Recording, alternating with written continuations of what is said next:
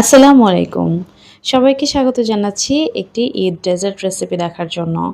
এবারের ঈদে ভিন্ন রকমের ডিমের পায়েস রেসিপি শেয়ার করছি। এটা রান্না করতে উপকরণ ও সময় একেবারেই কম লাগে। আর রান্না করা যতটা সহজ, খেতে কিন্তু দুর্দান্ত স্বাদের। তাহলে চলুন কথা না বাড়িয়ে মূল রেসিপিতে চলে যাই। ডিমের পায়েসটা রান্না করার জন্য প্রথমে আমি ৮০০ ml দুধ ভালো করে ফুটিয়ে নিয়েছি। এরপর এটা ঠান্ডা হয়ে গিয়েছে। উপরে একটা মোটা সর পড়েছে, সরটা আমি ভালোভাবে ভেঙে দিয়েছি। এরপর এখানে প্রায় 1/2 কাপের মতো কনডেন্স মিল্ক দিয়ে দিচ্ছি।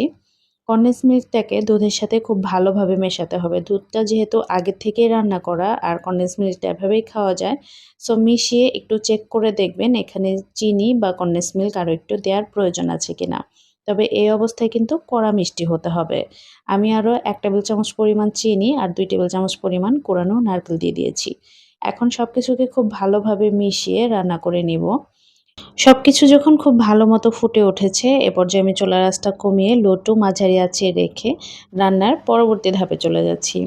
প্রায় ১ কাপ পরিমাণ পানি নিয়েছি, নরমাল পানি। এখানে ২ টেবিল চামচ পরিমাণ গুঁড়া দুধ আর ১ টেবিল চামচ পরিমাণ দিয়ে দিচ্ছি কাস্টার্ড পাউডার।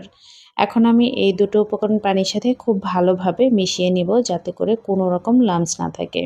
এরপর নিয়েছি নরমাল টেম্পারেচারে ২টো ডিম আর ১ চিমটি পরিমাণ লবণ।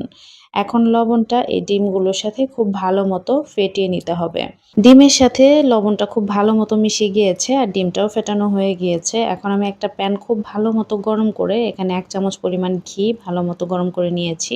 তবে একদম গরম করা যাবে না, তাহলে কিন্তু ঘিয়ের ফ্লেভারটা নষ্ট হয়ে যাবে। এরপর আমি স্ক্রাম্বল করে নিয়েছি ডিমগুলোকে। খুব বেশি কিন্তু ভাজা যাবে না, জাস্ট এটা সেদ্ধ হলেই হবে। এরপর আমি হাত দিয়ে ভেঙে নিয়েছি ঠান্ডা করে। এদিকে যে আমি দুধটা জাল হতে দিয়েছিলাম সেটা কিন্তু বেশ খানিকটা ঘন হয়ে গিয়েছে। এখন আমি ডিম এবং কিছু বাদাম কুচি এর মধ্যে দিয়ে দিয়েছি। রান্না করে নিব ঘড়ি ধরে ১ মিনিটের মতো।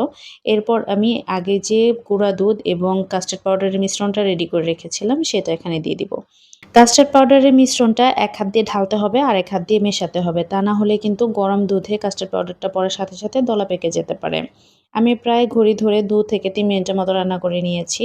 চুলাটা অফ করে একদম গরম চুলার উপরে রেখেই ১ চামচ পরিমাণ ঘি আর কিছু কিশমিশ দিয়ে দিয়েছি। আমি খুব ভালো মতো মিশিয়ে নিয়েছি। ঘিটা গলে কিন্তু মিশে গিয়েছে। প্যানটা চুলা থেকে নামিয়ে আমি বেশ খানিকক্ষণ সময় এটাকে নেড়েচেড়ে ঠান্ডা করে নিয়েছি যাতে করে উপরে মোটা সর না পড়ে। এটা বেশ ভালো মতো যখন ঠান্ডা হয়ে যাবে তখন আমি একটা সার্ভিং ডিশের মধ্যে ঢেলে নিয়েছি। এরপর উপর দিয়ে কিছু কুচি করা বাদাম দিয়ে দিচ্ছি। এটা ফ্রিজে কমপক্ষে ১ ঘন্টার জন্য রেখে ঠান্ডা করে খাবেন, তাহলে এর বেস্ট একটা টেস্ট পাবেন। আশা করছি রেসিপিটি সবার কাছেই সহজ ও ভালো লেগেছে। এবারের ঈদে অবশ্যই ট্রাই করবেন আর কেমন হয় কমেন্টে জানাতে কিন্তু ভুলবেন না। সবাই ভালো থাকবেন, আমাদের জন্য দোয়া করবেন। দেখা হবে নতুন কোনো রেসিপি নিয়ে পরবর্তী ভিডিওতে। আল্লাহ হাফেজ।